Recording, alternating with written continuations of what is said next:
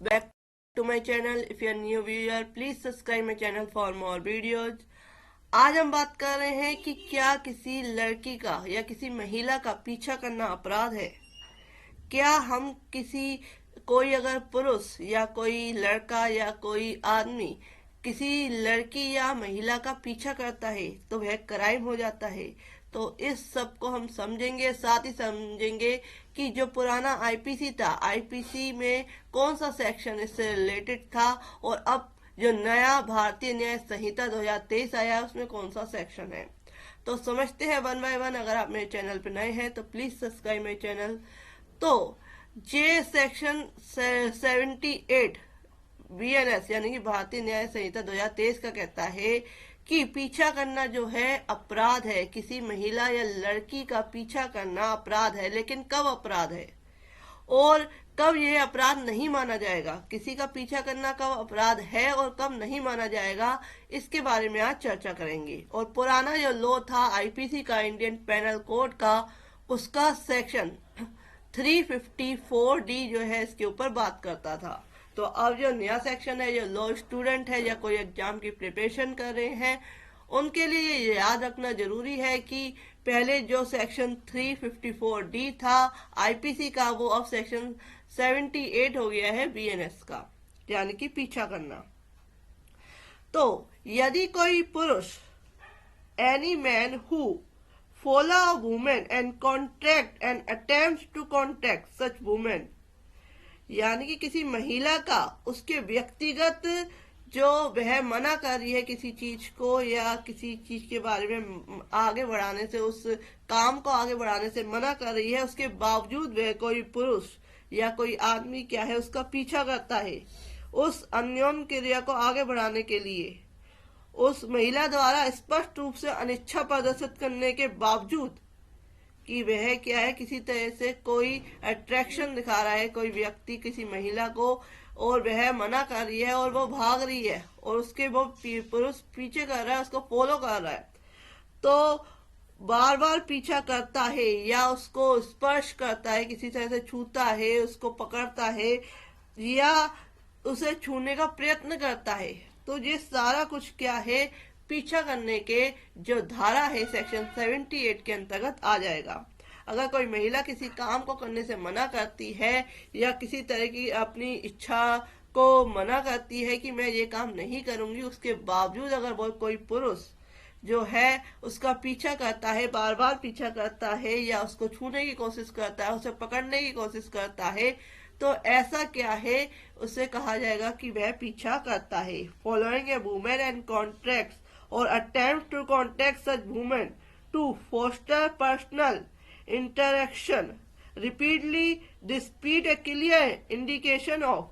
this interest by such women, उसके जो महिला है उसके द्वारा अनिच्छा प्रकट की जाती है, उस काम को करने के प्रति मना किया जाता है, उसके बावजूद करता है, तो वह पुरुष जो है इस धारा के अंतर्गत अपराध का दोषी है। नेक्स्ट इसका सेक्शन कहता है, सब सेक्शन कहता है कि जो कोई किसी महिला द्वारा इंटरनेट, ईमेल या किसी अन्य रूप में क्या है इलेक्ट्रॉनिक संसूचना का प्रयोग करके उसे मॉनिटर कर रहा है, उस महिला को, उस लड़की को,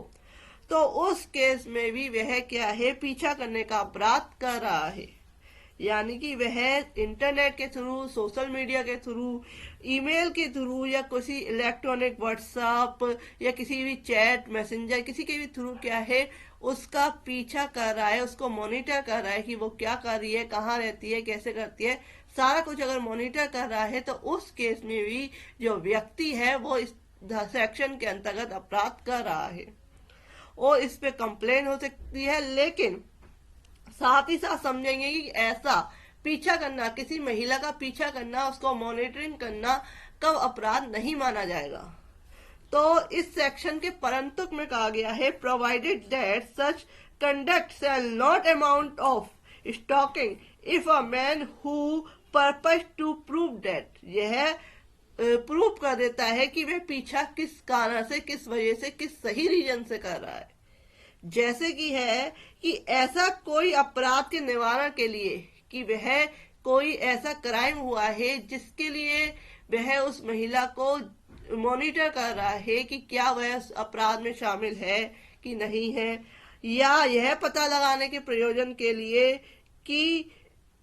और पीछा करने के अभियुक्त पुरुष को राज्य द्वारा उस अपराध के निवारण के लिए उसे क्या है, उसको उत्तरदायित्व सौंपा गया है कि आप इसको, इस महिला का क्या है, मॉनिटर कीजिए कि ये कहाँ जाती है, क्या करती है, कैसे रहती है, किससे मिलती है। ये सारा कुछ करने के लिए या तो राज्य सरकार या केंद्र सरकार के द्वारा उसे क्या है, इस तरीके का उत्तरदायित्व ड्यूटी दी गई है, या किसी अपराध से रिलेटेड कोई पुलिस है या किसी तरह का व्यक्ति है, अधिकारी है, अगर वह इस तरीके का काम करता है तो वह क्या है, पीछा करने के अपराध का दोषी नहीं माना जाएगा। नेक्स्ट जो आता है कि साथ ही साथ ऐसा किसी विधि के अधीन या किसी विधि के अधीन किसी व्यक्ति द्वारा किसी शर्त या उपेक्षा का पालन करने के लिए किया गया था, कि किसी तरह का किसी ऑर्डर मिलने पे ऐसा काम किया गया था, अगर वह व्यक्ति ये प्रूव कर देता है तो उस केस में उसे इस सेक्शन के अंतर्गत सजा नहीं मिलेगी। और कितनी सजा मिलती है अगर इस तरीके का अपराध किया जाता है तो वो भी हम बताएंगे। नेक्स्ट कहता है कि विशिष्ट परिस्थितियों में ऐसा आचरण युक्तियुक्त और न्यायोचित था, कि परिस्थितियां ऐसी थी कि वो इस महिला का पीछा करना जरूरी था, तो उस केस में वो न्यायोचित भी था, लीगल भी था, और वह उस महिला का अगर पीछा कर रहा था, जैसे कि कोई महिला है, वह किसी ऐसी महिला है जो बच्चे चुराती है या किसी तरह का ऐसा इलीगल काम करती है, तो उस केस में वो व्यक्ति को शक होता है, जरूरी नहीं है वो महिला वो ही हो, लेकिन उसे शक होता है कि शायद ये वही महिला है, वो उसका पीछा करता है, और पीछा करने पे अगर वह ये प्रूव कर देता है कि वह इस लीगल वे के लिए क्या है, उसका पीछा, उस महिला का पीछा कर रहा था, तो उस केस में उसको इस सेक्शन के अंतर्गत राहत मिल जाएगी और उसे क्या है, इस सेक्शन के अंतर्गत दंडनीय नहीं माना जाएगा। अब समझते हैं, ये तो हो गया है परंतु प्रोवाइडेड की कैसे आप इस सेक्शन से बच सकते हैं। अब आएगा कि क्या सजा मिल सकती है अगर आप इस तरीके का अपराध करते हैं। अगर कोई पुरुष किसी महिला का पीछा करता है, बार बार पीछा करता है, उसे मॉनिटर करता है, तो जो कोई पीछा करने का अपराध करेगा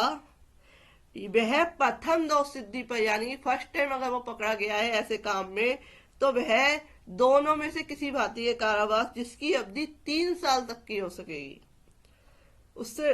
दंडित किया जाएगा, साथ ही साथ जुर्माने से दंडित किया जाएगा। नेक्स्ट कंडीशन आती है कि अगर वह दोबारा इस तरीके के अपराध में दोषी पाया जाता है, एक व्यक्ति ने एक बार गलती करी लेकिन उसके बाद दोबारा उसने सेम गलती रिपीट करी, तो उस केस में अगर वह दोबारा इस तरीके के अपराध का दोषी माना जाता है तो उस केस में उसकी जो सजा है वो बढ़कर 5 साल तक की हो जाएगी, साथ में साथ जुर्माना लगेगा।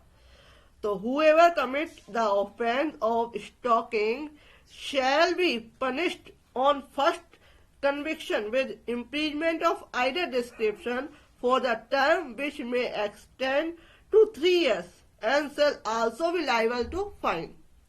and be punished on a second or subsequent conviction with imprisonment of either description for a man term which may extend to 5 years and shall also be liable to fine। तो अगर फर्स्ट टाइम वो ऐसा crime करता है तो क्या है, उसको जो सजा मिलेगी वो है 3 साल की। अगर वह सेकंड टाइम भी करता है तो उस केस में सजा जो है 5 साल की हो जाएगी।